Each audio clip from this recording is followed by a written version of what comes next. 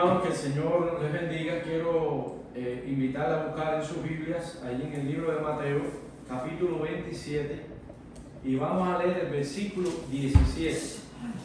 Mateo capítulo 27, versículo 17. Dice así la palabra de Dios. Reunidos pues ellos, les dijo Pilato: ¿a quién queréis que os suelte? ¿A Barrabás o a Jesús llamado el Cristo?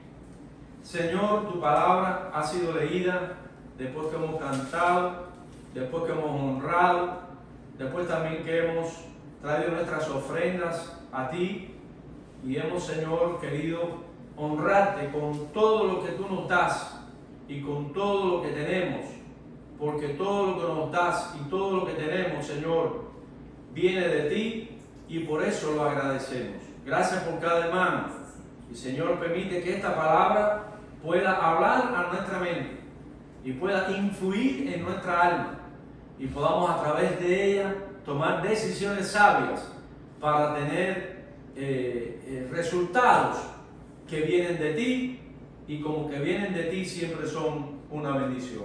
Oramos, Señor, dándote las gracias en tu nombre, Jesús. Amén. Amén, amén.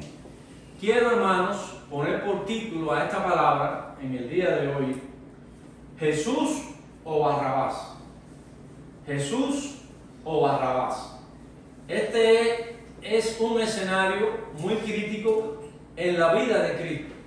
Era el momento en el que Él estaba siendo juzgado.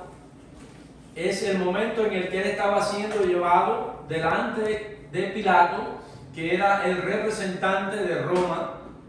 Y usted sabe que en esa época estuvo gobernando el emperador Tiberio en Roma, y la nación de Israel estaba siendo pisoteada por el imperio romano.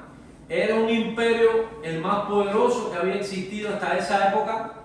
Era el imperio, cuando Daniel lo vio en el futuro, en el panorama profético, dice la Biblia que la cuarta bestia era diferente a las demás. Dice que tenía dientes de hierro, y dice que lo que comía y lo desmenuzaba, dice que lo que caía lo pisoteaba con los pies. Quiere decir que era una bestia, y como bestia al fin no tenía sensibilidad, como bestia al fin no tenía consideración, simplemente eran los fuertes dominando a los débiles y pisoteando a todo el mundo. Entonces Israel era una nación que venía atravesando una crisis ya por más de 400 años, que es el que se le llama el periodo del silencio profético, que ellos estaban guardándose para la venida del Mesías. Aparece el Mesías, no lo ven como ellos pensaban que venía, y entonces asumen una actitud contra él. Y al día de hoy,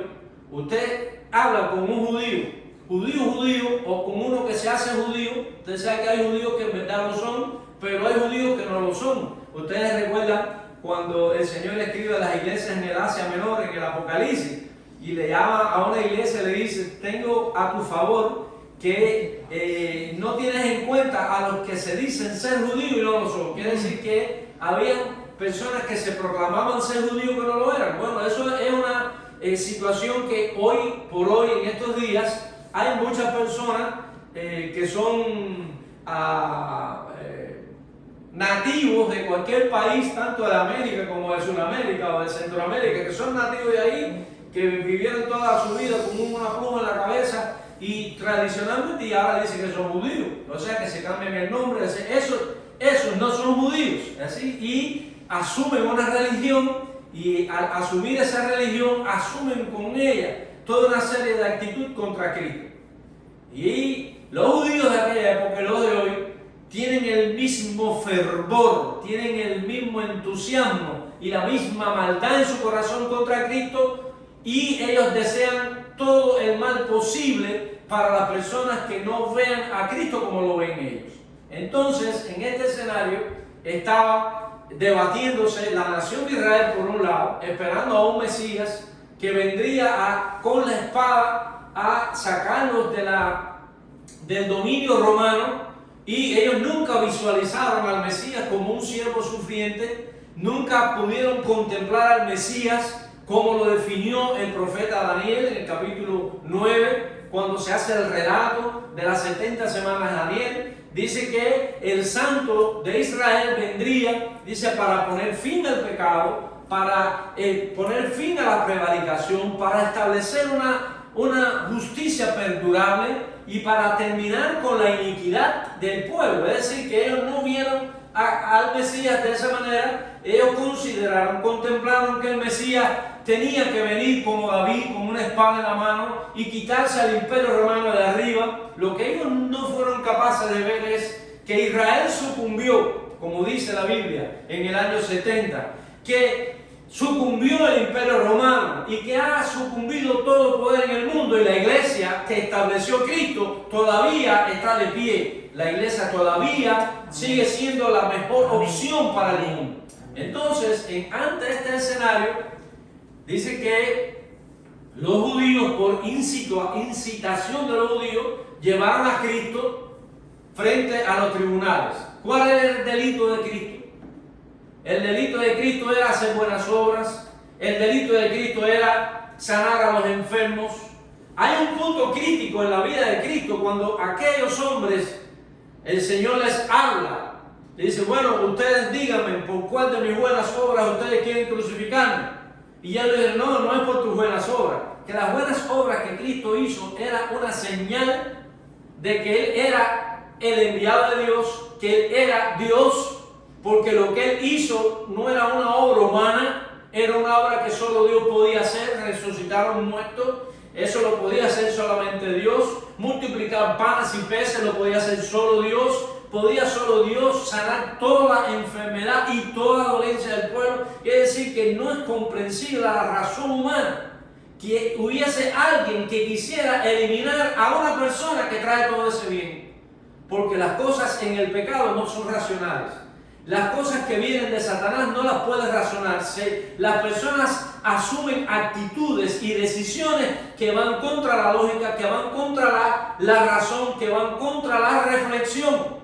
Y nosotros, hermanos, vemos en el escenario donde Cristo está siendo llevado ante Pilato que existe una gran muchedumbre de personas que han sido incitadas por aquellos que sí piensan, por aquellos que sí eran la élite de su pueblo, que sí eran aquellos que tenían el control de la religión, y ellos sí conocían las Escrituras, pero ellos, como estaban acostumbrados al poder, y ellos tenían en su corazón a Satanás, y ellos tenían en sus decisiones las decisiones que Satanás los enviaba a hacer, porque eran aquellos judíos fariseos que son los ortodoxos hoy, que tenían hambre de poder, que tenían hambre de riqueza, y para adquirir el poder, la riqueza y el dominio de la gente eran capaces de cometer los actos que fueran necesarios. A él no le importaba, a Dios eran hipócritas. Y un hipócrita es el que profesa algo que no siente, y un hipócrita es aquel que proclama un ideal que no defiende cuando llega la hora de los mameyes, como decimos allá en Santa Clara, en Cuba. A la hora de los mameyes suelta a todo el mundo y corren como ratas. Esas son esas personas que viven en el mundo de aquella época y viven hoy, que lo estamos viendo hoy. La historia es una repetición, es una réplica. Cuando la Biblia habla de imagen, está hablando precisamente de que son repeticiones históricas de eventos que han ya acontecido y que se van a repetir a lo largo de la historia. Y ahí está el Señor, que no estaba profiriendo maldiciones, que no estaba defendiendo su inocencia. Simplemente lo acusaban, simplemente decían cosas horribles. Y yo me quedo siempre que analizo eso, se me conmueve mi corazón, porque digo, ¿cómo es posible que el Señor a muchas de esas personas quizás los había sanado? Quizás a muchas de esas personas el Señor le había dado pan cuando multiplicó los panes y los peces. ¿Cuánta gente de esas que habían sido benefactores o beneficiarios, ¿verdad?, de aquel programa del Señor, que no ha habido un verdadero programa de beneficio al hombre que el que Cristo trajo? Todo el beneficio que el Señor les dio, que les echó fuera de demonios, que los hizo libres, y estaban ahí incitados por aquellos hipócritas para pedir su crucifixión. Es una cosa que no es comprensible. Eso es algo que nosotros no lo podemos entender. Porque el que roba o el que es asesino y lo meten en una cárcel y lo meten en prisión perpetua o lo llevan a la silla eléctrica porque ha sido un asesino, tú dices, bueno, está pagando un delito que cometió. Pero una persona que pudo decir de sí mismo, ¿quién de vosotros me redarguye de pecado? ¿Cómo la conciencia humana se denigra tanto y cómo la conciencia humana se llega a optar por una condición tan baja, tan sucia, tan asquerosa, que no son capaces de tener esa valoración de sí mismo y de aquel que tienen delante con todo el beneficio que el trabajo? Es increíble, es inconcebible. ¿Cómo es que tienen a Cristo delante con todo el beneficio que le dio y todavía están oyendo a los que los estaban explotando, a los que eran hipócritas, a los que se metían en sus casas y se llevaban las viudas y hacían todo tipo de fechoría y hacían todo tipo de maltrato a la sociedad a través de ese poder religioso? Y ellos se ponen de parte de ellos. Mi hermano, es una situación verdaderamente triste y dolorosa. Y como eso lo estamos mirando hoy en este tiempo. Levántese y usted diga que cree en Dios, que cree en la familia, que cree en el hombre y la mujer, que cree que hemos sido hechos por Dios, hombre y mujer, que hemos sido creados por Dios para honrar y glorificar su nombre. Como enseguida empiezan a decir homófobo, como enseguida empiezan a decir que tú eres racista, que tú eres una persona, comienzan a utilizar epítetos y al final ustedes saben cómo ellos se proclaman, que son progresistas.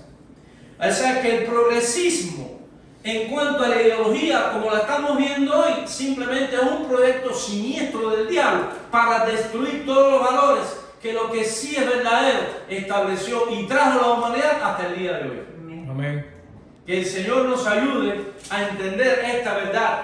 Y ante sí, Pilato tenía una gran disyuntiva.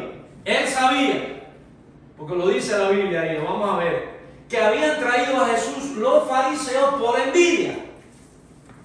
Ellos no podían sanar enfermos. Ellos no podían multiplicar panes y peces. Ellos no podían echar fuera demonios. Ellos no podían levantar a nadie de la tumba como hizo Cristo frente a Lázaro. Ellos no podían levantar a un paralítico de tantos años de su vida tirado en el piso. Y ellos se llenaron de celo. Y como este que no es doctor en la ley, como este que no se sabe quién es, cómo es que te hace esto, por demonio lo hace, empezaron a agredirlo. Y esos malos hijos y esos hijos de Satanás fueron los que se confabularon para ir contra Cristo. En vez de decir, este es el hombre. Como dijo al final Pilato, exe homo, he aquí el hombre. Este es el hombre que ustedes traen, pero este es el hombre de verdad, a quien todo hombre debía rendirle adoración, reconocimiento, respeto, valoración y una entrega, una decisión a su vida. Que el Señor nos ayude a entender esta verdad. Y dice que Pilato, cuando lo trajeron, dice, reunidos pues ellos, les dijo Pilato, ¿a quién queréis que os suelte? ¿A Barrabás o a Jesús, llamado el Cristo? Oye, si estoy yo ahí, ¿qué digo? No, suéltame a Cristo que se me sanó a mi mamá. Suéltame a Cristo que se permitió que yo pagara la huida a fin de mes. Ese que yo estaba enfermo y me sanó cuando yo tenía hambre, me dio de comida, yo me paro y grito.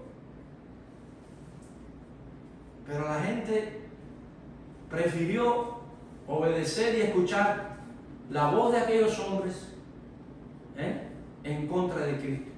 ¿Y qué fue lo que gritó la gente? ¿Qué fue lo que gritó la gente? Dice el versículo 18, porque sabía que por envidia le habían enviado, y cuando él sentado en el tribunal, su mujer le mandó a decir, fíjese que hasta la mujer, que algunas veces no se valora, pero en muchas oportunidades las mujeres son instrumentos de Dios para que tomemos decisiones correctas. Dice, no tengas nada que ver con ese justo, porque hoy he padecido mucho en sueños por causa de él. La mujer estaba tan afectada por lo que estaba sucediendo, que ella soñó cosas, no dice lo que soñó, pero me imagino nos podemos imaginar como ese sueño, viendo el sufrimiento ya de Cristo en la cruz, siendo inocente. Podemos quizás pensar eso, aunque no haya sido, pero es lógico. Y ella vio el tormento de Cristo, siendo justo y siendo inocente en sueños.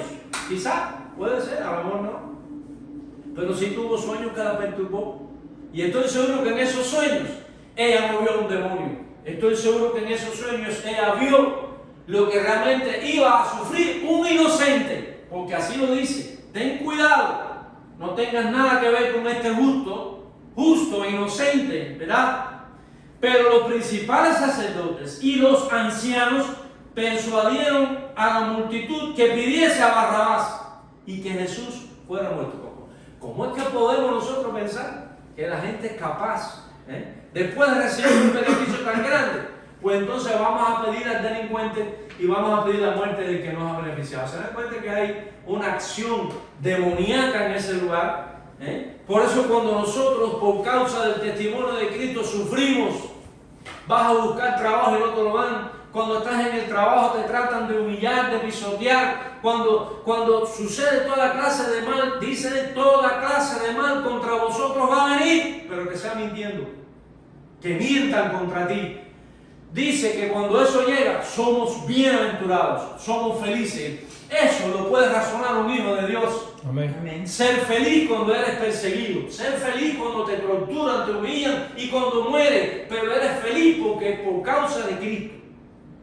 Ahora, por causa de Cristo, encontrar en Cristo tropiezo y encontrar en Él la causa de tu sufrimiento en vez de tú sujetarte a Él. Qué triste y qué desagradable y qué horrenda la expectación del juicio de espera a esta humanidad.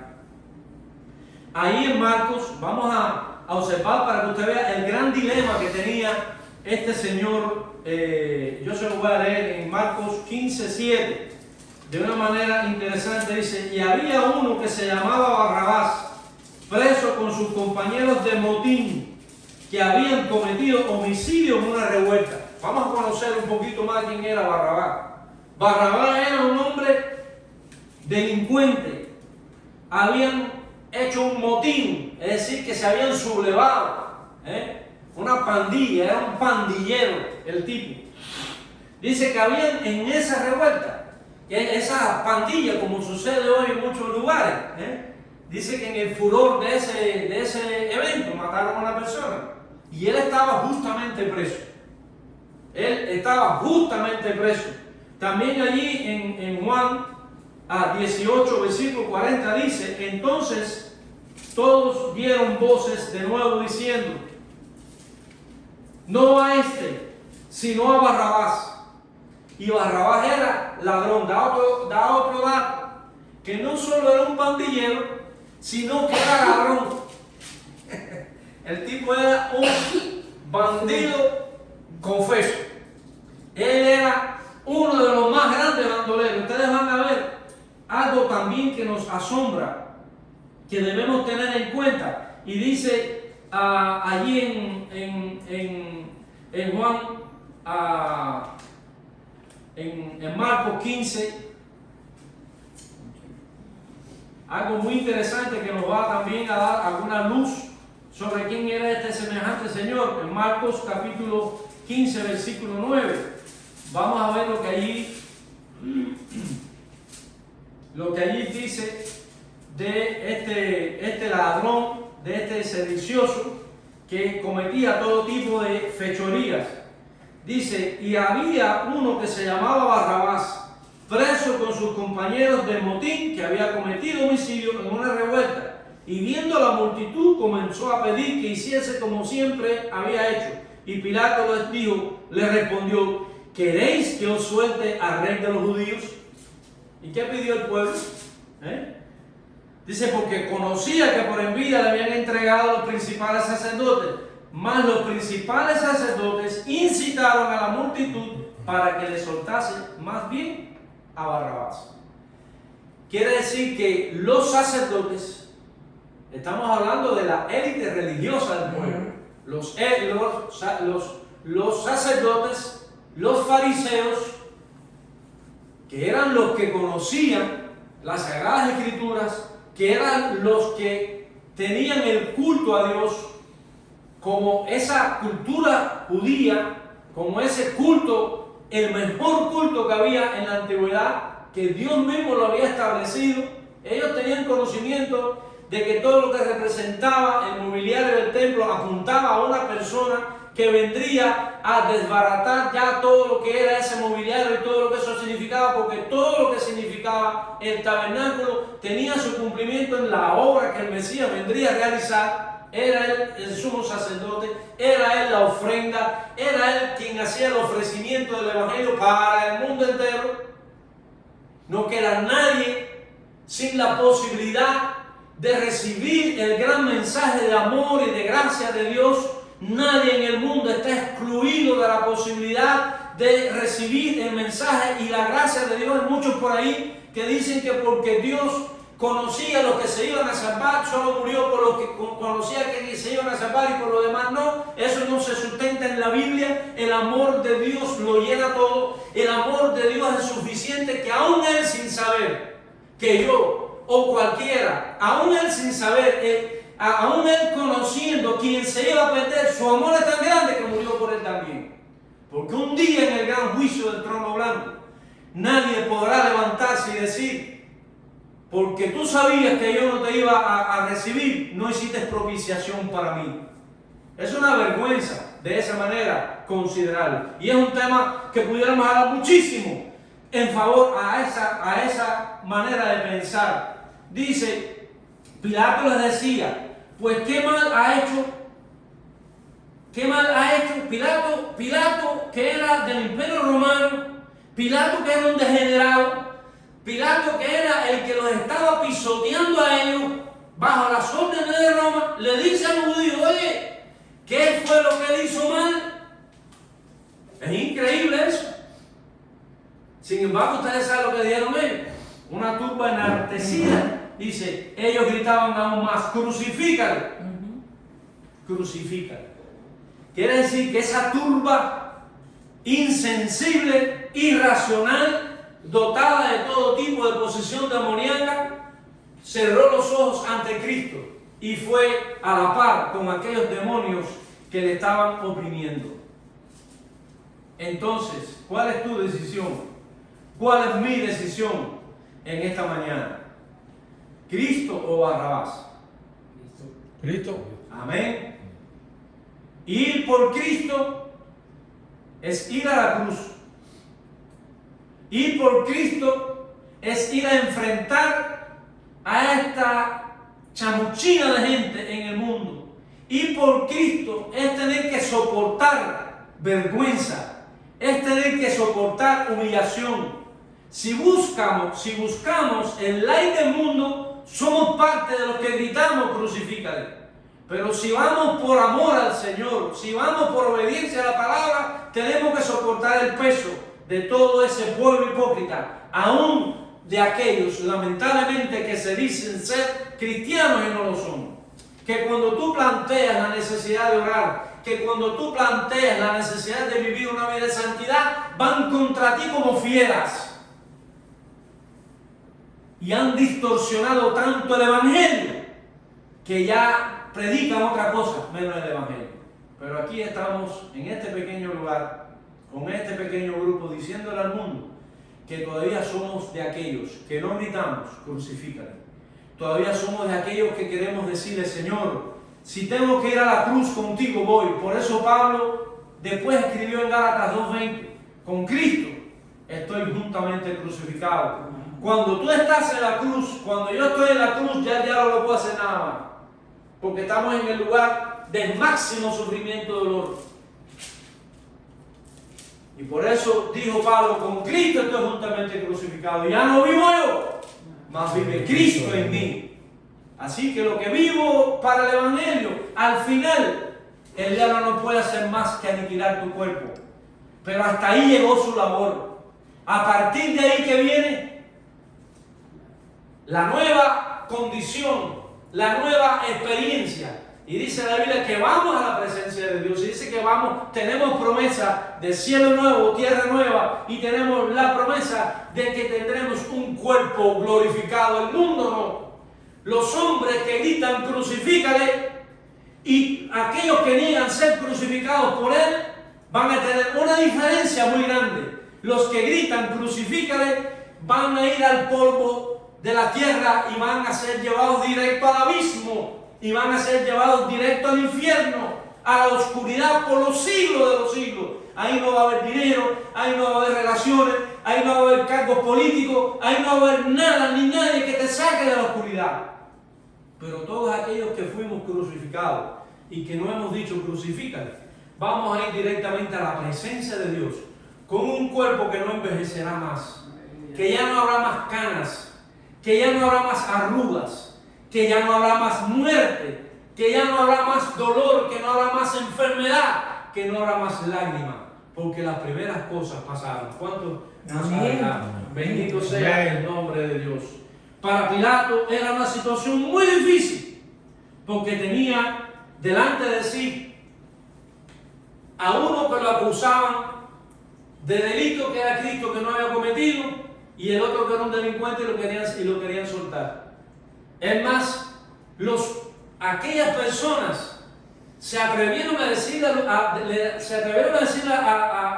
Pilato: oye, si tú sueltas a Jesús, que está proclamándose rey de los judíos, tú no eres amigo de Roma, tú no eres amigo de Tiberio, tú no eres amigo del emperador romano. Si tú sueltas a Cristo, tienes problemas. Ahí fue donde tuvo Pilato la poca valentía, ¿verdad?, de defender a un justo. Él guardó su vestido y no quiso ponerse en riesgo. Y por eso entregó y dice: yo voy a lavar mis manos, en una acción cínica, como si lavarse las manos podía librarlo a él en su conciencia. Yo pienso que que Pilato, si Pilato no se arrepintió, su conciencia está ardiendo en el infierno, de ser él el hombre que acusó a un inocente, de ser él el hombre que acusó al Hijo de Dios, de acusar a Dios hecho hombre. ¿Usted se imagina cómo debe estar ese elemento y esa alma en el infierno? Dios quiera que en algún momento de su vida ese testimonio de su mujer lo haya hecho reflexionar, porque yo no quiero verme en ese pellejo de Pilato. La historia recoge que Pilato no era un hombre bueno. La historia reconoce que Pilato era un hombre injusto.